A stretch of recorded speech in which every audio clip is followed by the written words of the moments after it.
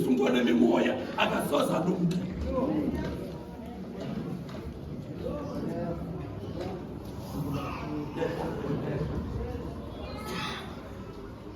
Yaza yonke lonkitha yommandla wasegegesa yambongoza uYesu ukuba emke khona kuba babesoyika kakhulu. uYesu ke waya kungena esifikaneni. Bonita xa ipoze sona madimoni. Uthi mawuthi yashumayela athatha umgodo. Uthi lo ningamameli lunethanda. Ningamameli luzomusilala. Hey Nkosi, dilithana nalo muntu madimngapela lini yethu. Uyathakatha lo. Ayingabo yimimoya ekubo isebenzisa umlomo. Iyabona babafikile abapostile ngoku siyaphelelwa ngoku masisebenzise lo mzimba kamamfutshwa kuba lo mntu akalunganga kunecala.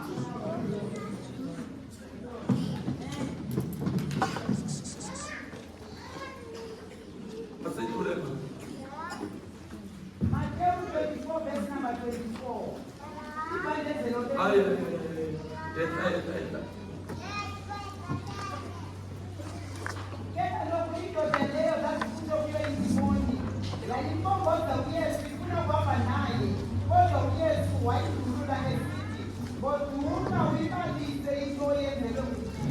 Ifuna ukuthini ndoda? Ingathi namncane iyoyika ingathi zophila ezikhulu. Ucinga ubomi bakhe buphilileyo iminyaka.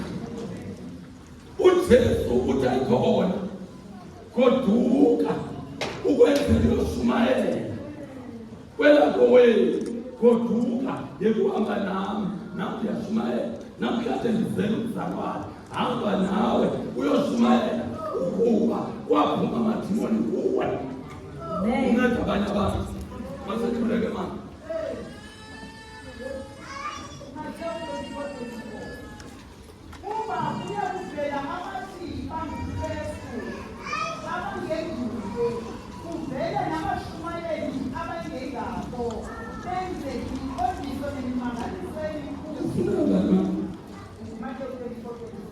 Matthew 4:24.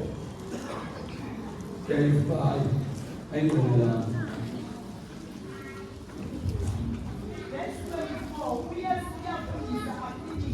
Yes.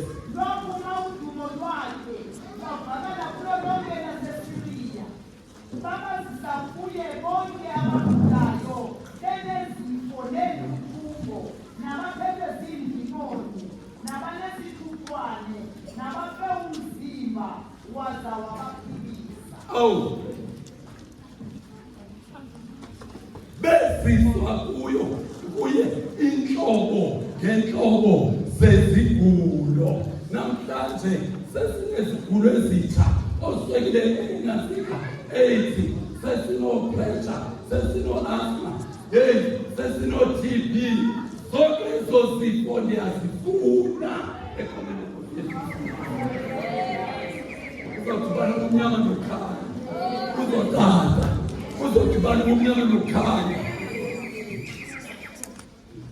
uthi umama bevala zapha kwangapha eNtabankulu owayekhwethuseleleni yethu uthi ndabiza abagulayo ndathi kuye uyakholwa uThixo uyaphilisa namhlanje kule nhliziyo wathi ndiyakholwa ndathi makwenzeke ngokholo lakho yavela inhliziyo waphilisa asibethele uNkulunkulu isandla.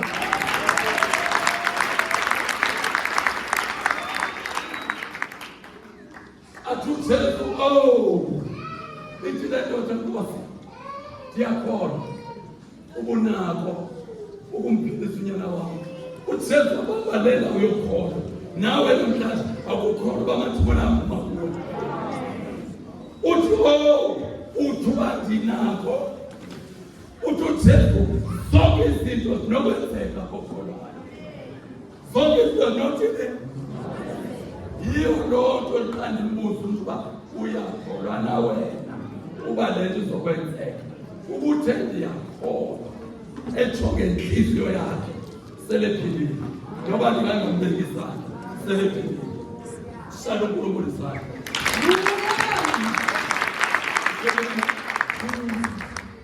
Dula. Matthew chapter 8, verse number 16. Ukuphiliswa kwabaninzi. Kwakuthiwa kwaziswa kuYesu abantu abaninzi ababenendimoni, wazikhupha ngelizwi ezo ndimoni, wabaphilisa bonke abantu ababegula. Hayibo. Babekangaphi abantu babegula? Ayithetha abantu. Babekangaphi abantu babegula? Kwaphiliswa babangaphi? Kwaphiliswa babangaphi? Ujesu namhlanje uzophilisa bonke. Salwe uNkulunkulu sakhe.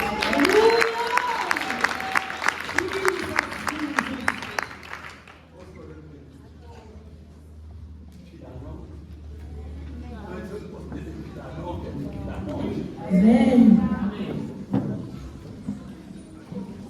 Asiyema. No, fundamental. Wakwenza ukuze kuzaliseke ilizwi lomshumayeli Isaya elithi, wakuthathela kuye ubulwele bethu, wazisusa kuthi izifo zethu. Yebazalwane mamelani ngixelele inyani. Siyabona uYesu into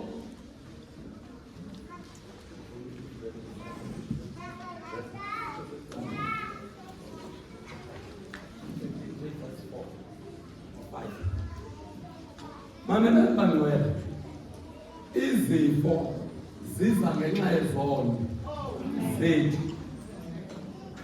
kodwa ngexesha uJesu ubethelwe emnqamlezweni izono nezifo zonke zabekwa emigqathi kukaYesu wayobethelelwa nazo nobuhlwempu bethu wayophethe neziqalekiso zethu wayobethelelwa nazo emnqamlezweni. Why?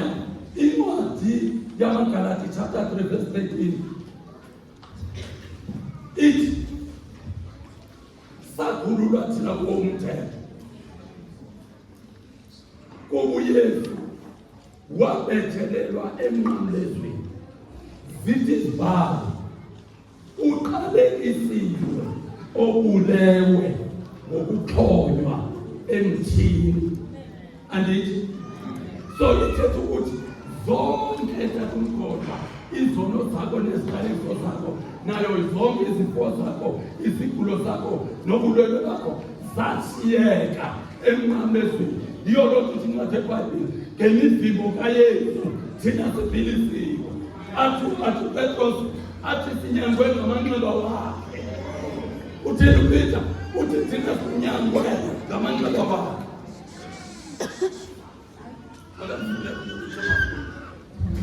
Isaiah 53 verse 4 kanti ngenene buthwelwe nguye ubuthathaka bethu Ubuthwele ubuwiki bethu. inkwaleko yethu yasemagceni akhe Wathatha inkwaleko yomuntu oyivuyele ngasathane ngokufa wayibeletha. ngenene thina esiba ubandezelekile sisithi uyabethwa nguThixo phofu ke ungwelehwe ngenxa yokukreka kwethu Ungwelehwe ngenxa yokukreka kwethu. ewe ubulewe ngenxa yobugwenxa bethu Wafela uYesu ubugwenxa bethu. Izigulo zethu izifo zethu into yakudala zesusu izigulo ukuthi kodwa singahlali xa sisithanda. ukohlwaywa kwakhe kusiphathele uxolo Satsho ke ukodwa kaJesu nokubethelwa kwakhe kwasiphathela uxolo noThixo sinoxolo noThixo. thina sinyangwe ngamanxeba akhe Thina sinyangwe ngamanxeba wakhe. Dlula mama. Incwadi kaMateyu 15 verse number 29. uYesu uphilisa abantu abaningi. Uyaphinda uphilisa abantu abangakanani? Akumka apho uYesu wafika ngakulwandle lwaseGalili, wenyuka intaba wahlala phansi. Kwenza kuye ke izihlwele zabantu zizisa izikwala neempama nezilima nezimumu nabanye abaninzi ababempilwelwe zababeka phambi koYesu waza yena wabaphilisa. Izikwala, izimumu, izithulu, konke uJesu wabathini wasababeka phambi koJesu wabaphilisa. Siyavala bangcwele. Kodwa umbuzo siyeva uYesu yazenza izinto. Wena tata usibhoko ungubani? uJesu siyeva wayenza yonke le ke wena ungubani? Luke chapter 9. No, siqala uMathewu Matthew 10. 10 verse number 1. Abafundi abalishumi elinambili. Yes. uYesu wababizela kuye abafundi bakhe abalishumi elinambili.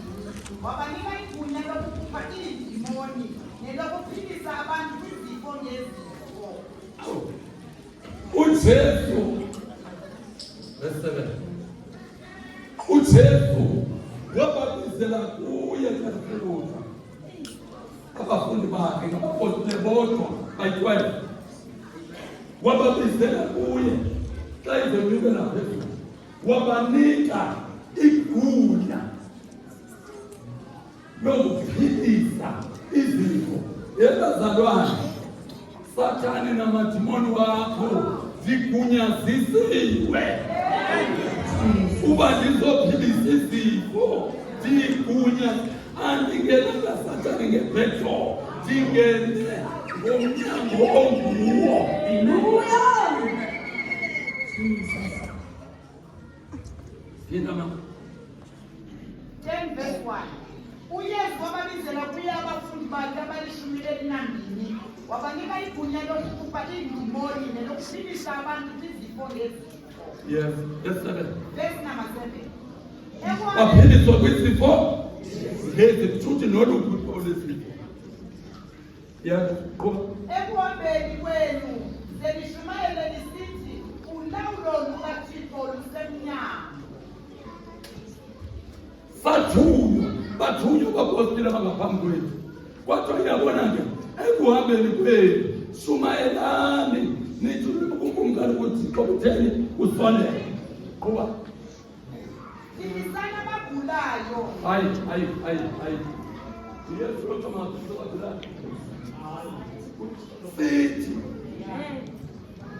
Sithi thina abapostile.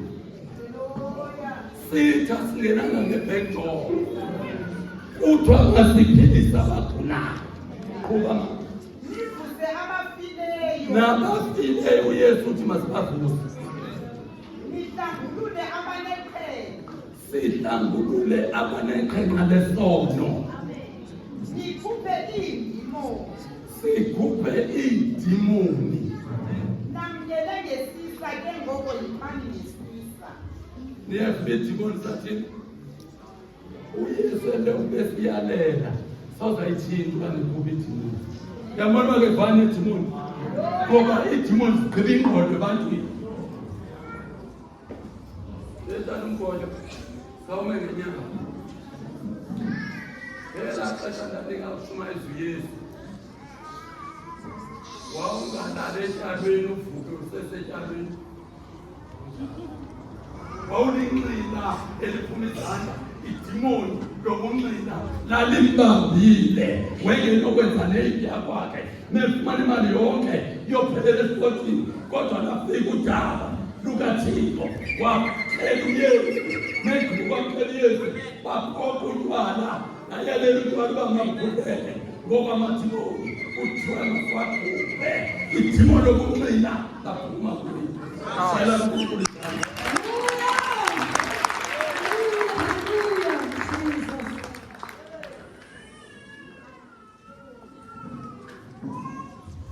Luke 9 verse number 1. Ukuthunywa kwabafundi abalishumi elinambili. Ekade uYesu babizele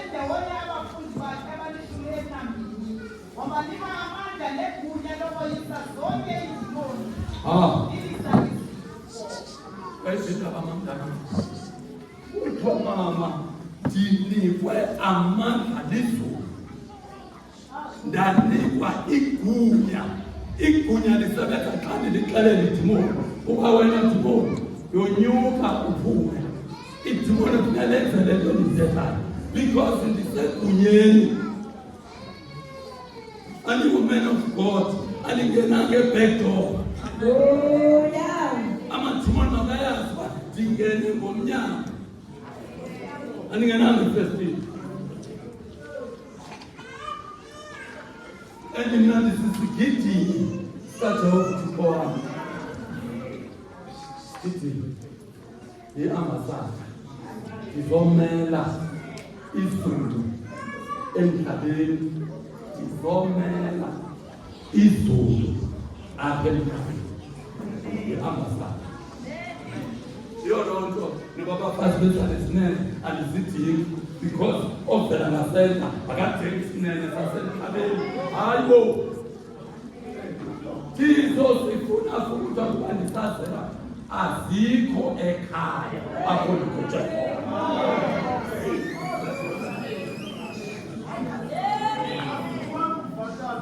Azikho. Konke abantu behlabathi bajika ngapha nangapha bafuna ukulala. Hayi, ndithunyiwe.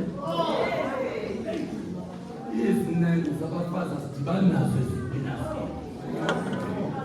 uThixo xa ekhopha inkokheli uyinika intambiso ukuze inkokheli yenze abe ithume khona. Amen.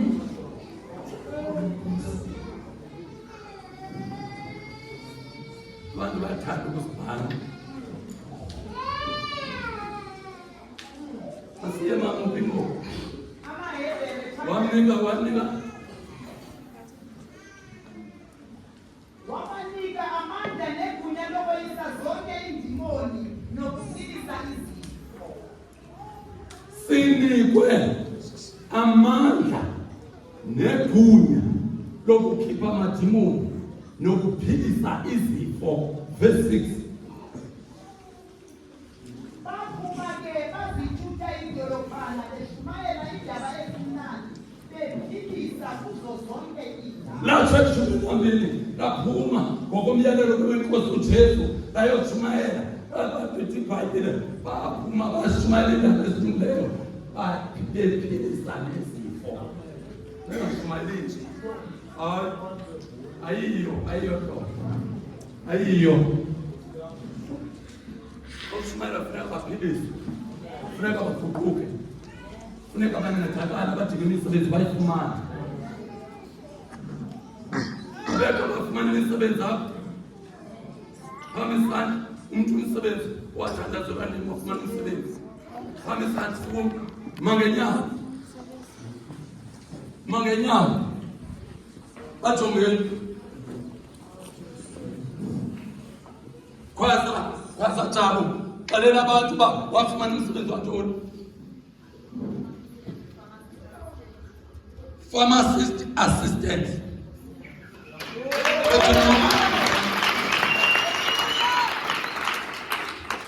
Thetha khumbula wafumana umsebenzi wantoni.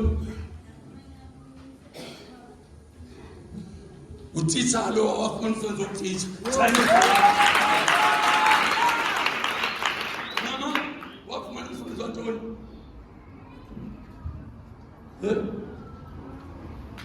Kade abantwana ecreche.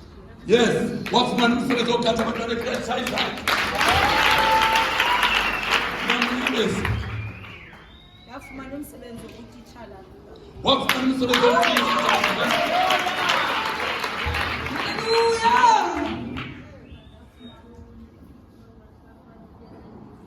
Andikuva mama phamisa izwi.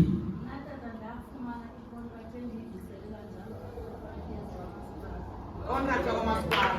Contract kamasipala. Hallelujah. Uthetha ngani? Ezilokhu iphansi likhokhelwa nguNkosini bazoqeshwa.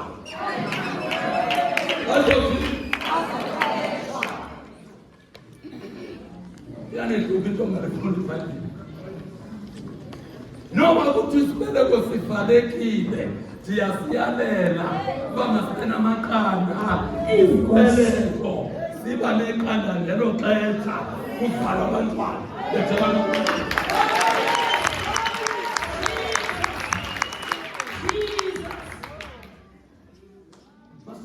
Ndamasi akufuneki into ekuthi iyadingeka ebantwini wonke iingxaki zabantu oomama uphungula babe neminyaka bengasebenzi kodwa namhlanje zititshala badibana nevangeli elinjani elinamandla ungakhonza ongekho mandla ungakhonza ongekho miqondiso ungakhonza ongekho mimangalisi ufuna amafutha kwakhe oyileni nomqanda oyileni kula mathematics Majama Hebrew chapter 2 verse 5 to verse number 8. Umbingeleli onovelwano nothembekileyo. Sibonga lokhu akalinikeza izithunywa zakhe igunya lokulawula ilizwe elizayo. Umkholo esiletha ngawo ke lowo. Oyindawo ekubhalwe kuyo ezibhalweni kwathiwa. Uyintoni na umuntu uThixo lento ude uzidube kangakangaye? Theni lento ude uzikhathaze ngento ikhona ingxolo ephayini famana zipi asha zakhe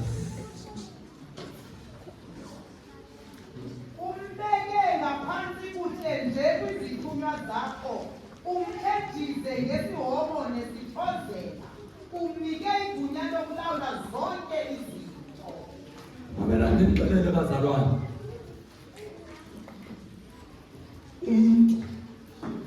uyintoni na Thixo umuntu lento ungazelelayo umuntu umbeke kaneno kancinci kwizithunywa zakho umuntu umnike igunya lokulawula nandinikwe bazalwane igunya lokulawula sebanikwe igunya lokulawula ntoni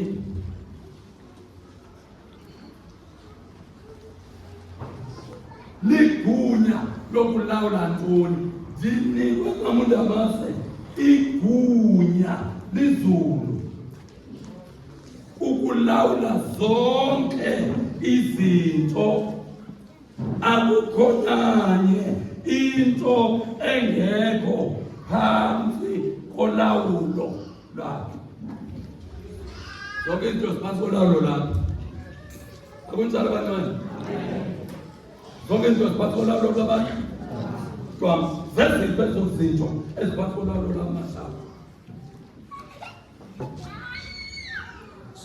one amadimoni aphansi kolawulo lwam uzibona uba ndiyawalawula ngoku ndizovala ibhayibhile ndizowabisa azonyuka ebantwini anyuka aphume ndizowaxelela makaphume ngomlomo azokwenza le nto ndiyithethayo because amadimoni aphansi kolawulo lwam. Two, impundulu ziphansi kolawulo lwam. Nditsho ezi zihamba ngokuhamba zamadimoni ezintathu xa umntu edalwa ithi ibhayibhile wamnika igunya phezu kwentaka impundulu kwezentaka ngoba impundulu yintaka ikhanti inyoka wanikwa igunya phansi igunya phezu kwenyoka that is inhlanzi izonke imiyekani zinyoka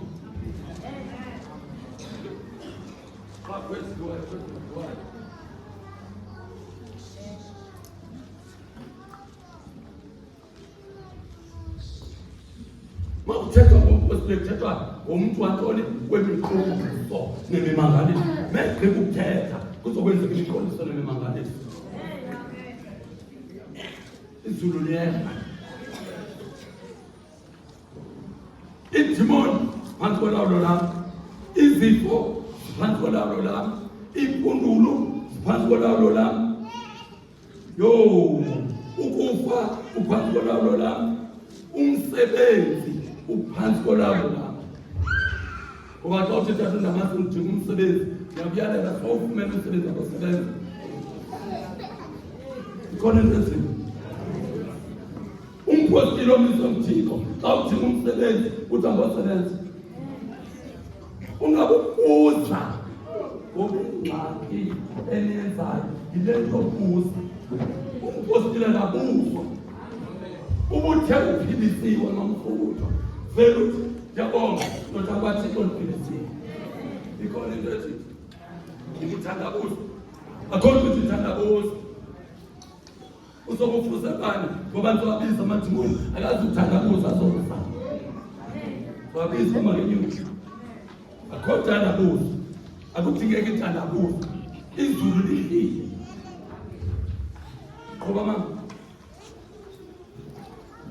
ukuba ke uThixo hayi Zechariah man not Zechariah chapter 10 verse number 5 bonke ke bona bangamabhoka uphila kube nemthumela ethafeni yes cela ama-ashas aphithizele bonke ke ngoba ngamabhoka utshaba balunyashe ezitalatweni ezinodaka bayakulwa ngobukoti kuba ungikhoyo ungakukho bawatsho badale amajoni aphele amanzi hayi mama andikuva phinda bonke ke kuba ngamabhoka utshaba balunyashe ezitalatweni ezinodaka sonke bantwele thina bapostile soba ngamagorha singamagorha thina bapostile utshaba sawunyatha ezitratweni ezinodaka ndizolunyatha ngoku ngoba hayi mama qhuba ndiza kuyomeleza indlu kaJuda yihlambu hayi phinda le nto bonke ke baba ngamagorha utshaba balunyashe ezitalatweni ezinodaka bayakulwa ngobukoti bayakulwa namhlanje ndizolwa namadimoni ngobukoti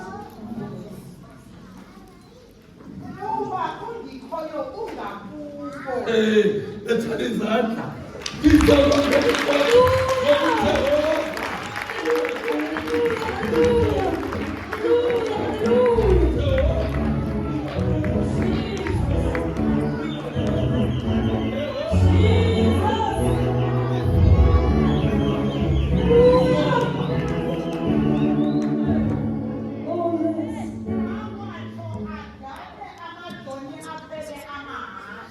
azodala amajoni wamadimoni azodala akhwela mangasi azodala ngoku kanti wesifasi sike zisukise uNkulunkulu eyixhoma izandla zazo uNkulunkulu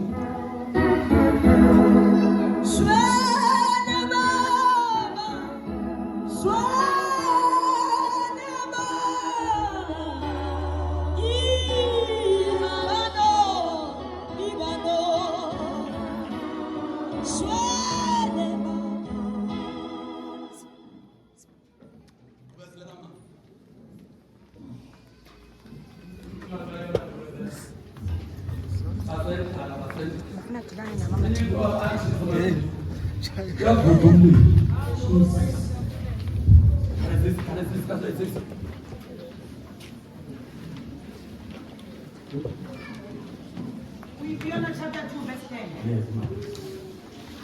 verse 10 ekaloku ndikhoyo wayilalela inhlanzi Amaphepha 1 dlula nekudabulisa amaphepha.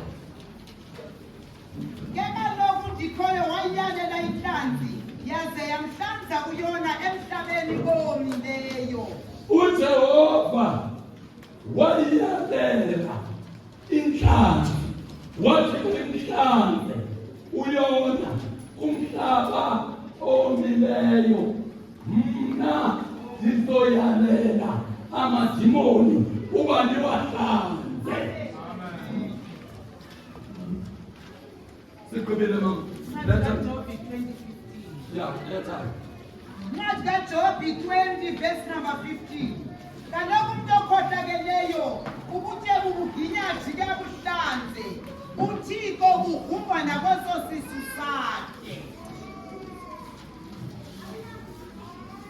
Qubani lenzayo. Mina